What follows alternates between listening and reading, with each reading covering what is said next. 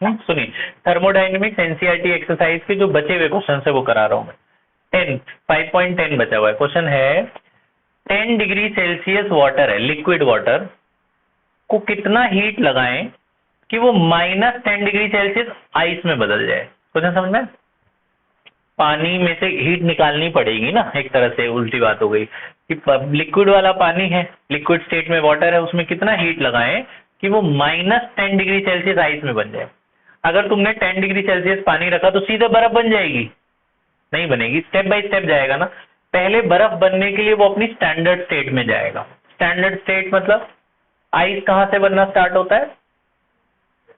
0 degree Celsius से। तो पहले 10 डिग्री सेल्सियस से सीधा -10 में तो बदल नहीं जाएगा, स्टेप बाय स्टेप जाएगा। तो कैसे जाएगा? देखो आंसर, ये सारा डेटा दिया हुआ, मैं भी बताता हूँ इस डेटा को क्या करेंगे। आंसर 10, पहले बेटा 10 डिग्री सेल्सियस वाटर से वो जाएगा स्टैंडर्ड स्टेट। स्टैंडर्ड स्टेट क्या होता है? 0 degree Celsius. 0 degree Celsius water पे जाएगा, ठीक है। पता है एक बार में एक ही काम होता है, या टेम्परेचर चेंज होता है या स्टेट। अब यहां से बर्फ बनना स्टार्ट होगा, 0 डिग्री सेल्सियस से फ्रीजिंग स्टार्ट हो जाती है ना। अब 0 डिग्री सेल्सियस से वो बर्फ बनेगा, वाटर किस में कन्वर्ट हो जाएगा? आइस। तो अगर स्टेट चेंज हुआ ना तो टेम्परेचर सेम रहेगा। तो अब वो 0 डिग्री सेल्सियस में बर्फ बनना स्टार्ट होगा, तो टेम्परेचर 0 ही रहेगा, वो फ्रीज होना स्टार्ट कर देगा। समझ रहे हो? पहले यहाँ पे टेम्परेचर चेंज हुआ तो पानी पानी ही रहा, फिर यहां से मैंने कहा वो वाटर से वो आइस बनना स्टार्ट, 0 से फ्रीज होना स्टार्ट हो जाता है, तो 0 पे लिक्विड स्टेट भी रहता है और उससे फिर वो आइस में कन्वर्ट होना स्टार्ट कर देगा। उसके बाद अब वो माइनस में जाएगा ना, बर्फ बनने के बाद जब और ज्यादा फ्रीज होगा तो माइनस में चला जाएगा। अब 0 डिग्री सेल्सियस आइस से -10 डिग्री सेल्सियस आइस में कन्वर्ट होगा। 0 डिग्री सेल्सियस आइस से -10 डिग्री सेल्सियस आइस में कन्वर्ट हो। आप देखो कितने स्टेट से गुजरा। यहां से यहां एक हीट लगी होगी, उसे Q1 बोल दो। यहां से यहां एक हीट लगी उसे Q2, और यहां से यहां एक हीट लगी उसे Q3। ये तीनों हीट अलग अलग निकालनी है और फिर इनका टोटल कर देना है। इन तीनों हीट का जो आंसर आएगा इनको ऐड कर देंगे तो हमारा फाइनल आंसर आ जाएगा। यही मेथड मैंने आपको बताया। तो पहले टेम्परेचर जब चेंज होता है तो हीट का फॉर्मूला लगाएंगे mc डेल्टा टी। आपको याद होगा, इस चैप्टर के भी सारे फॉर्मूले में लिख दूंगा। हीट, स्पेसिफिक हीट याद है? Heat capacity. हीट कैपेसिटी का क्या फॉर्मूला है? mc delta T. m stands for mole. कितने मोल है यहाँ? 1, तो m की वैल्यू 1 डाल देना। c स्पेसिफिक हीट, देखो स्पेसिफिक हीट दी हुई है, देखो दो स्पेसिफिक हीट दी है, एक लिक्विड वाटर की, एक सॉलिड वाटर की। तो अभी तो आपका लिक्विड है ना वाटर, तो कौन सा स्पेसिफिक हीट डालोगे? ये वाला। और delta T change in temperature, कितना चेंज टेम्परेचर हुआ? 10 से 0 गया, तो 0 -10 का चेंज आया ना, तो यहाँ टेम्परेचर डाल दोगे -10। फाइनल माइनस इनिशियल कितना चेंज आया? -10 डाल दोगे वैल्यू, पहला आंसर आ जाएगा। समझ में? मास, ये मोलर, मोल्स 1 है, सी ये वाला लेना है, delta T this minus this, ठीक है। दूसरा, अब पानी से बर्फ बन गया। पानी से बर्फ बनने को क्या कहते हैं? 9th में पढ़ाया जाता है। अच्छा, बर्फ से पानी बनने को क्या कहते हैं? बर्फ, सॉलिड आइस मेल्ट होके वाटर में बन गया, उसका एक टर्म है, scientific term. Condensation is gas to liquid. Condensation is gas to liquid. Water to ice को क्या कहते हैं? अरे आइस टू वाटर को बता दो। आइस पिघल के पानी बन गई, इसको क्या कहते हैं? कुछ। Sublimation is solid to gas. सब बोल रही है, जो है वो नहीं बोल रही है। हाँ, इवेपोरेशन। इवेपोरेशन भैया गैस, बर्फ बन रही है, बर्फ। सारे टर्म बोल दिया। फ्रीजिंग, फ्रीजिंग भी कहते हैं इसको, फ्यूजन कहते हैं।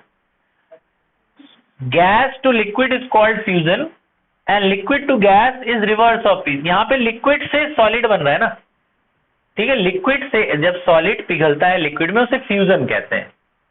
और ऐसे ही यहाँ पे जो आपको दिया, देखो एंथैल्पी ऑफ फ्यूजन ऑफ दिया हुआ आइस।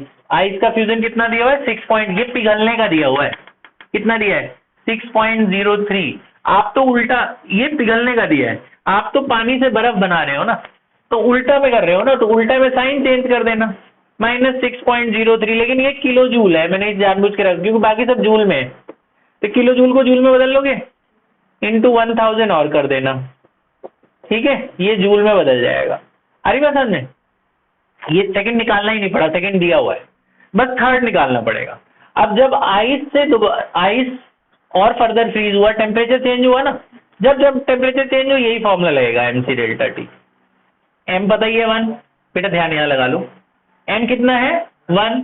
स्पेसिफिक हीट अब सॉलिड की लोगे क्योंकि आइस का टेम्परेचर चेंज हुआ ना 36। डेल्टा टी क्या हुआ, दिस माइनस दिस अगेन -10, तीन हीट आ जाएगी ना, तीनों हीट के आंसर को ऐड कर देना। दूसरी वाली तो दी हुई थी, पहली और तीसरी निकालनी पड़ी। समझ में आया? जब टेम्परेचर चेंज हो बेटा तो हमेशा ये फॉर्मूला लगता है, और जब स्टेट चेंज होगा उसकी हीट उन्होंने दे रखी है। ठीक है, मत करो खराब पड़ा, थोड़ी देर शांत हो जाओ।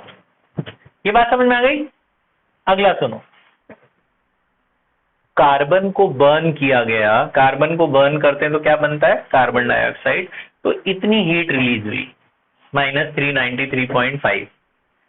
अगर 35.2 ग्राम कार्बन को जलाएंगे तो कितनी हीट होगी? ये पहले एक चैप्टर का क्वेश्चन है एक तरह से। एक कार्बन से इतनी हीट मिली, एक कार्बन मतलब कितने ग्राम कार्बन है ये, 12 ग्राम। 12 ग्राम से इतनी मिली, तो 1 ग्राम से कितनी मिलेगी, 12 नीचे, तो इतने ग्राम से कितनी मिली, कर लोगे? वो था ना कि भाई 12 gram of carbon gives -393.5 kilo joule of heat. 12 ग्राम से इतनी मिली, तो 1 ग्राम से कितनी मिलेगी, -393.5 डिवाइडेड बाय 12, तो 35.2 ग्राम से कितनी मिलेगी, कर लोगे? जो आंसर आएगा उसको किससे मल्टीप्लाई कर देंगे, 35.2। उतनी हीट मिलेगी, उतना जूल, किलो जूल ही रहने दो, इसमें तो चेंज ही नहीं करना, यूनिट वही रहने देना, उतना किलो जूल पर मोल। आया समझ? सिंपल। नेक्स्ट देखो, ये रिएक्शन है, ये दे रखी है, सबकी अलग अलग उन्होंने एंथैल्पी दे रखी है। देखो N2O4 की एंथैल्पी है, एक एक मॉलिक्यूल का दे रखा है, एक N2O4 का इतना एनर्जी है, कार्बन मोनोऑक्साइड का इतना है, नाइट्रोजन ऑक्साइड N2O का इतना है, CO2 का इतना। इस पूरी रिएक्शन की एंथैल्पी निकालनी है। तो मैंने आपको बताया था किसी रिएक्शन की एंथैल्पी निकालनी है तो उसे बोलते हैं enthalpy of product minus enthalpy of reactant. तो प्रोडक्ट में से रिएक्टेंट्स माइनस कर देना, कर लोगे? प्रोडक्ट के दोनों दे ही रखे हैं, लेकिन ये ध्यान रखना ये नंबर का, ये तो एक N2O का था तो यहाँ पे तो एक ही है, ये एक CO2 का है, यहाँ कितने CO2 हैं, 3, तो 3 इंटू दिस प्लस 1 इंटू ये प्रोडक्ट का आ जाएगा। उसमें से क्या माइनस कर देना, दोनों रिएक्टेंट, रिएक्टेंट में ये एक CO का है, ये 3 है, ठीक है, प्रोडक्ट वाले ऐड करके उसमें से रिएक्टेंट वाले माइनस कर देना, तो रिएक्शन की एंथैल्पी आ जाएगी।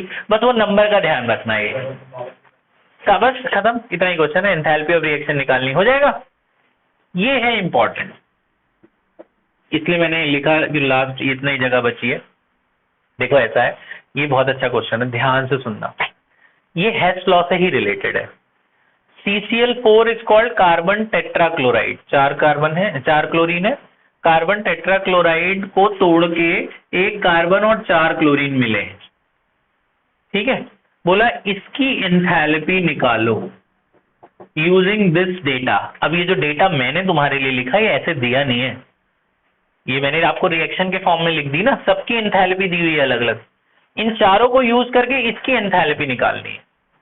इस क्वेश्चन के 2 पार्ट है, तो अब इन चारों को यूज करके, अच्छा ये चारों ऐसे नहीं दिए हुए थे, ऐसे लिखा हुआ था, देखो क्या लिखा था, ऐसे लिखा था CCl4 का एंथैल्पी ऑफ वेपोराइजेशन इज 30.5, ऐसे लिखा था।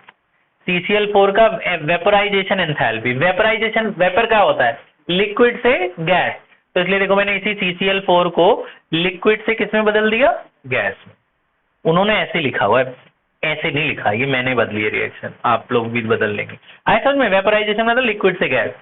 अगले CCl4 का वो दिया हुआ था अपना, CCl4 का फॉर्मेशन दिया था शायद, सेकेंड वाले में क्या दिया, अच्छा मैंने ये उल्टा लिखा है, देखो CCl4 का फॉर्मेशन दिया था बेटा, CCl4 का देखो इधर बोर्ड की तरफ, फॉर्मेशन ऑफ CCl4 इज -135.5, तो CCl4 बना होगा ना, तो कैसे बनेगा, एक कार्बन और कितने क्लोरीन है, 4, तो कैसे लिखेंगे उसे, 2Cl2, एक कार्बन और 4 क्लोरीन से मिलकर CCl4 बना, उसकी एंथैल्पी दे रखी है। आए समझ में, रिएक्शन खुद लिखो। अगला देखना कैसे लिखा था, उसने बोला था enthalpy of atomisation of carbon is 715 का। एटमाइजेशन का मतलब क्या होता है?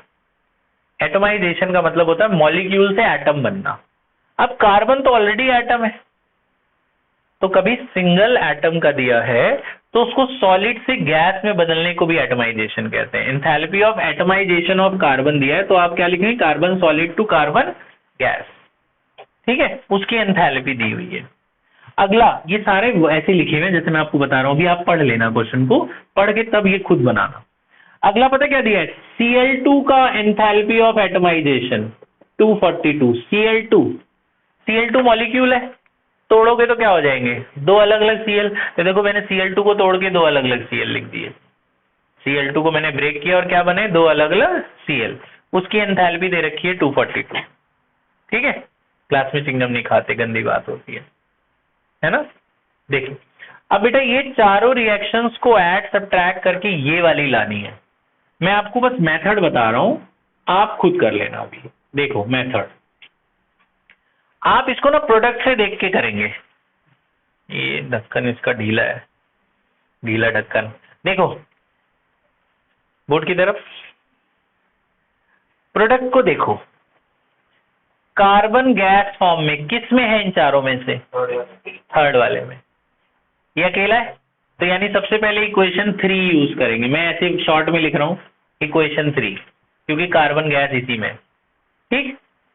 फिर देखो क्लोरीन अकेला इन चारों में से किसके पास है?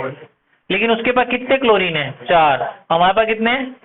इसको 4 कैसे बनाओ? 2 से मल्टीप्लाई। तो फोर्थ इक्वेशन को 2 से मल्टीप्लाई, 2 टाइम्स ऑफ इक्वेशन 4। समझ में आया क्यों? क्योंकि ये 2 Cl है, हमें 4 Cl चाहिए, तो इसको 2 से मल्टीप्लाई। 2 रिएक्शन ऐड कर दी, थर्ड और सेकंड ऐड कर ली। अब जो बाकी दोनों बचेगी ना उसको सब्ट्रैक्ट कर लेंगे। तुम्हें हिंट दे रहा हूं मैंने फर्स्ट और सेकंड सब्ट्रैक्ट कर दें, यही आ जाएगी। तो इक्वेशन 3 ऐड जब करोगे तो उसकी एनर्जी को भी ऐड करोगे ना, तो ये सब एनर्जी के साथ कर लेना। जब तुम ये सॉल्व कर लोगे ना तो एनर्जी आ जाएगी, साथ में इसकी एनर्जी भी आ जाएगी। तुम्हारा आंसर आएगा 1304। करके देखना, इतना ही आएगा आंसर, आएगा 1304 किलो जूल पर मोल। ये क्वेश्चन का एक पार्ट है, क्वेश्चन में 2 पार्ट है। एक तो बोला इसकी एनर्जी निकालो, वो निकाल ली तुमने 1304 या 1302, देख लेना कितना आता है, अप्रोक्सीमेट इतना ही आएगा। इतनी आ गई एनर्जी। अब उसने बोला बताओ CCl4 में एक CCl बॉन्ड को ब्रेक करने में कितनी एनर्जी लगी? एक के। CCl4 एक्चुअल में कैसा दिखता है? ऐसा होगा ना। एक कार्बन के साथ कितने क्लोरीन लगे हुए हैं? 4। तो इसके पास कितने CCl बॉन्ड है? 4 CCl बॉन्ड। तो 4 CCl बॉन्ड को तोड़ने में इतनी एनर्जी लगी। आप कैसे लिखेंगे? 4 CCl बॉन्ड को ब्रेक करने में 1304 लगी। तो एक CCl के लिए कितनी लगेगी? 1304 डिवाइडेड बाय 4। बस ये दूसरा पार्ट खत्म हो गया। इतना ही करना। आए समझ में? 4 CCl में इतनी लगी तो एक CCl में कितनी लगी? डिवाइड बाई 4 कर दो, खत्म। आए चारों पांचों क्वेश्चन समझ में? तो ये 5 और कर लो, फिर 2-3 क्वेश्चन और बचे, निपटा के आज ये चैप्टर को हम खत्म कर देते हैं। पॉज कर दे बेटा।